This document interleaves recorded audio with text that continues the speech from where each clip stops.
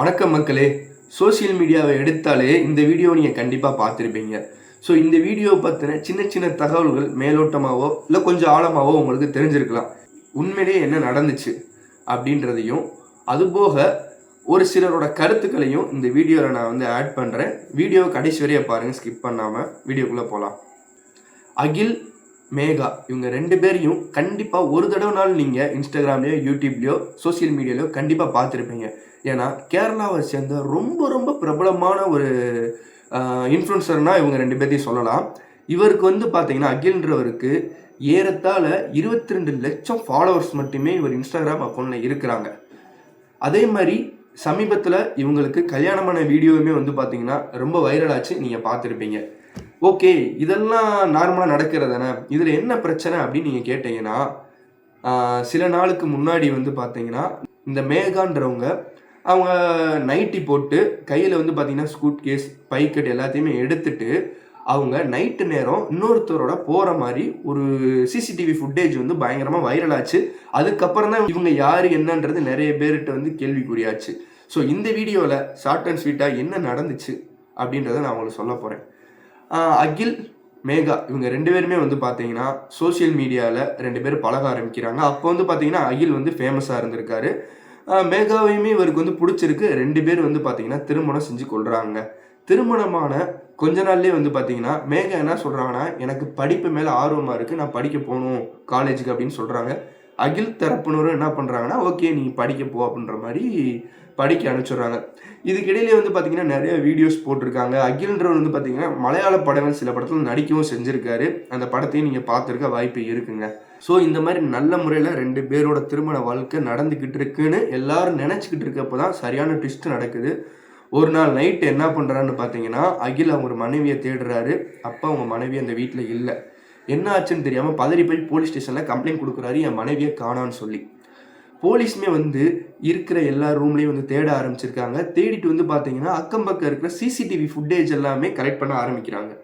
அப்படி கலெக்ட் பண்ணும்போது தான் தெரியுது, மேகா என்ன பண்ணுறாங்கன்னா நள்ளிரவில் பார்த்தீங்கன்னா அவங்க அணிஞ்சிருந்த நைட்டியோட கையில் ஒரு 3 பேக்கை எடுத்துக்கிட்டு வெளியே போகிறத போலீஸ் அந்த சிசிடிவி கேமராவில் பார்க்குறாங்க. அப்படி பார்க்கும்போது கூட ஒரு நபர் மேகாவை கூட்டிகிட்டு போகிறாரு. அவர் யாருன்னு பார்த்தீங்கன்னா, மேகா காலேஜுக்கு பஸ்ஸில் போவாங்களாம், கவர்மெண்ட் பஸ்ஸில் போகிறது வழக்கமாக. அந்த பஸ்ஸில் ரெகுலராக போகிற பஸ்ஸில் நடத்துனராக இருந்திருக்காரு, அதாவது கண்டக்டராக இவர் இருந்திருக்கார். இவருக்கும் மேகாவுக்கும் நடுவில் தொடர்பு ஏற்பட்டு இவங்க ரெண்டு பேர்த்துக்கும் பழக்கம் ஏற்பட்டு அவர் கூட நைட்டு இவங்க போனதா போலீஸ் கடைசியில் கண்டுபிடிக்கிறாங்க. சரி ஓகேப்பா, இதில் என்ன நடந்துச்சுன்னு பார்த்தீங்கன்னா, இது நார்மலாக ஒரு பீப்புளுக்கு நடந்துருந்துச்சுன்னா இது பெரிய விஷயமா பெரிய பொருட்டாகவே பேசியிருக்க மாட்டோம். இது கேரளாவில் மிகப்பெரிய ஒரு யூடியூபர், ஒரு இன்ஸ்டாகிராம் பிரபலம், படத்தில் நடிக்கிறாரு. இன்ஸ்டாகிராமில் அவர் போடுற வீடியோஸ் எல்லாமே 1 மில்லியன் 2 மில்லியன் மேலே வியூஸ் போகுது. பத்தாத குறைக்கு அவர் ஒய்ஃபுக்கு 10 லட்ச ரூபாய்க்கு மேலே உள்ள காரை கிஃப்டாக கொடுத்துருக்காரு பிறந்த நாளுக்கு.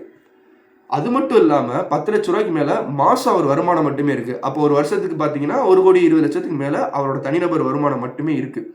ஸோ இப்படிப்பட்ட ஒருத்தரை ஒரு பொண்ணு எப்படி விட்டுட்டு போகலாம் அப்படின்ற கேள்விக்குறி தான் எல்லார் மனசுலையும் எழுந்திருக்கு.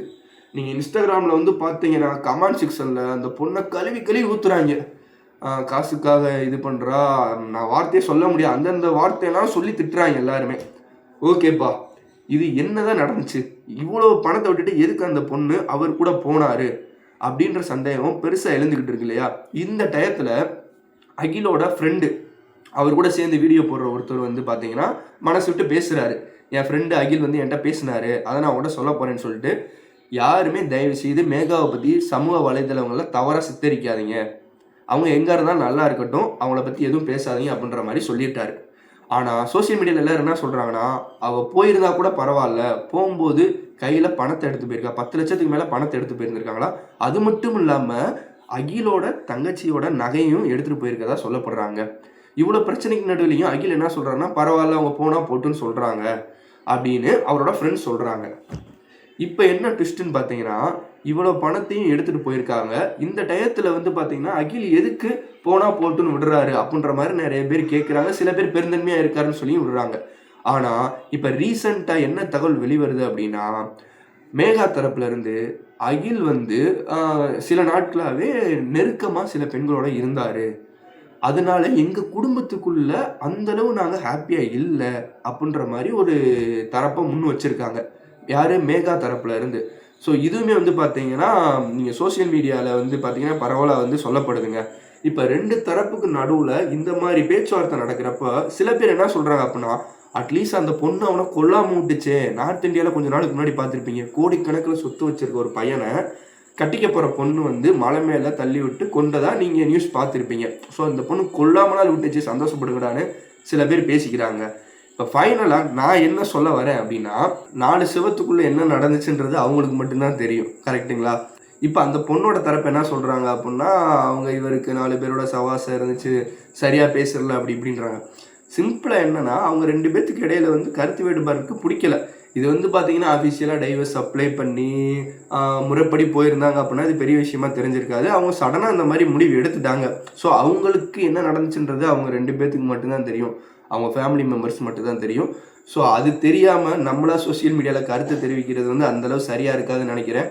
இந்த வீடியோவை பற்றி ஆக்சுவலாக எனக்கு போடுறதுக்கு மனசே இல்லை. இது நிறைய பேரோட பேசுபொருள் ஆயிடுச்சு. அதுக்கப்புறம் தான் நம்ம சரி இதை பற்றி வீடியோ கண்டிப்பாக போடணும் அப்படின்னு சொல்லி போட்டேன். ஏன்னா இது வந்து அடுத்தவங்களோட பர்சனலை பற்றி போடுறதுல அந்தளவு விருப்பம் இல்லை. நிறைய பேர் இதை தான் பண்ணுறாங்க.